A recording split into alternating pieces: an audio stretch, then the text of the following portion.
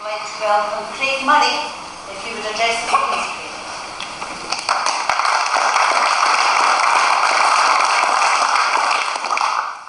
Thank you. I'm delighted to be here to talk to you. I recognise quite a few people I met during the referendum campaign.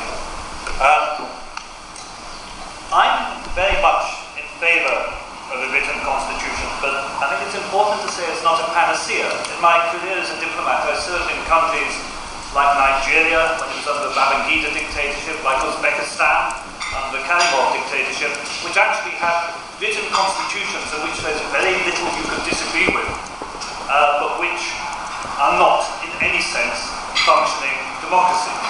And the written constitution is perhaps a necessary, but certainly not a sufficient condition for good government, as I'd say at the start. There's another problem with the written constitution, which is that without relating that to several other conditions of society, it really doesn't make that much difference to how you are governed.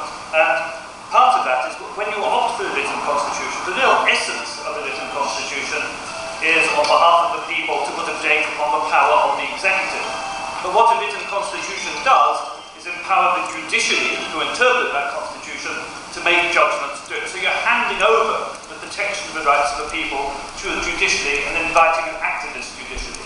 The trouble is very often with either the constitution in Uzbekistan, the constitution in Nigeria doesn't work, is that they don't have free and independent judiciaries.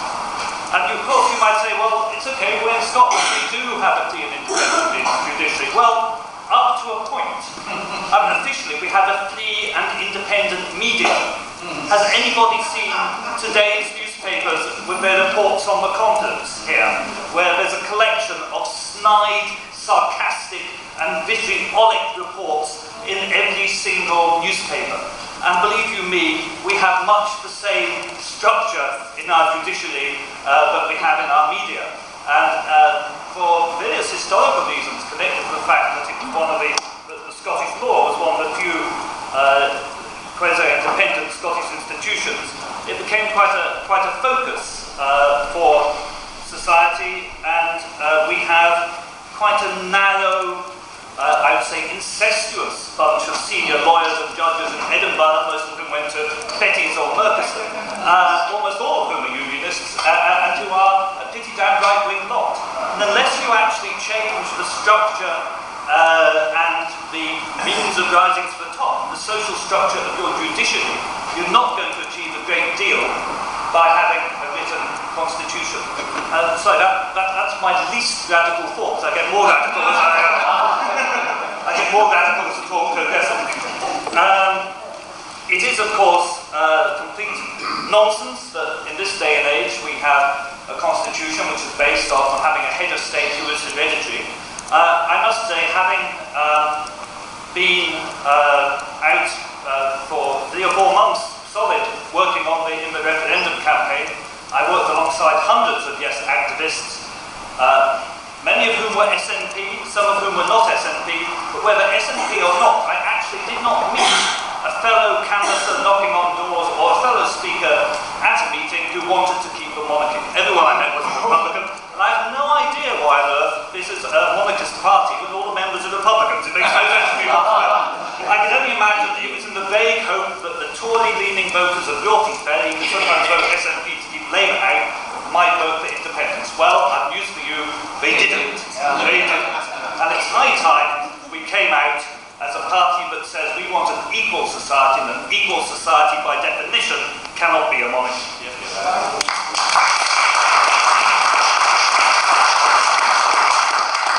I'm not even going to bother on the House of Lords. About which almost the worst thing, as I can say, is that probably shortly Alistair Darling will also be in it. We have very little constitutional protection in the United Kingdom.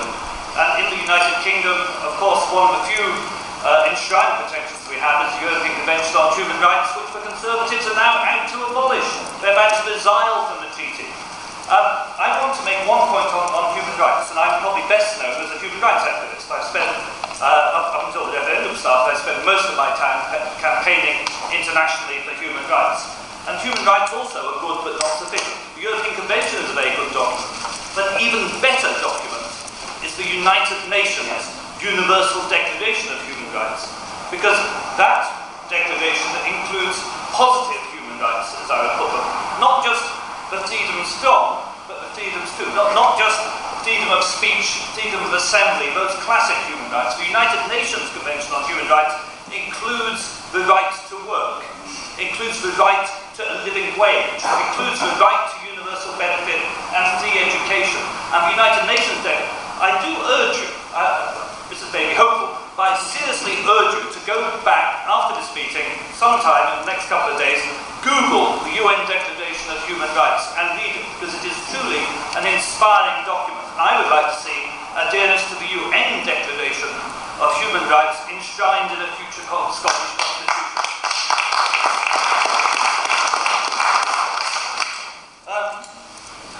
I'd also like to see more, we talked, and the Yes campaign was an amazing mixture of social media, of blogs, Twitter and Facebook, with people meeting, old-fashioned and the very new, all together. People meeting in town halls, discussing this kind of citizenship activism that was being talked about. I want to see more of that in politics. I actually want us to have less professional politicians and more citizen activist politicians.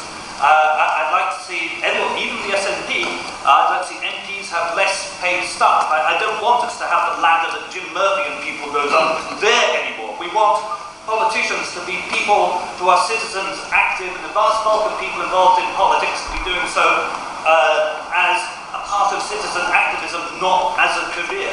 Because careerism in politics is the biggest problem in the United Kingdom today and has led to the vastly corrupt, overweening and unprincipled kinds of governments we have, where whether you vote Labour or Tory makes no difference at all to the neocon policies that you can expect. And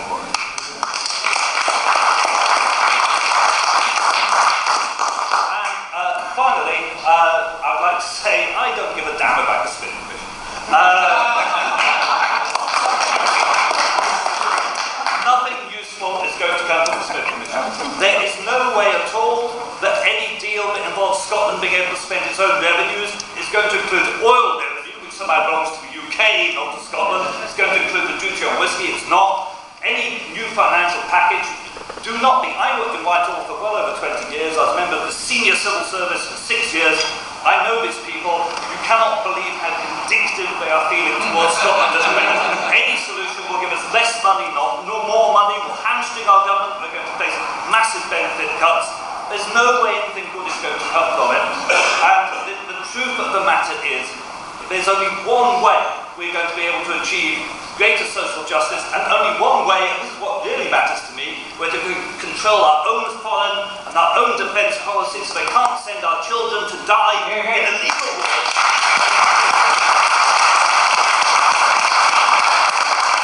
The only way forward worth considering is full independence. Yeah.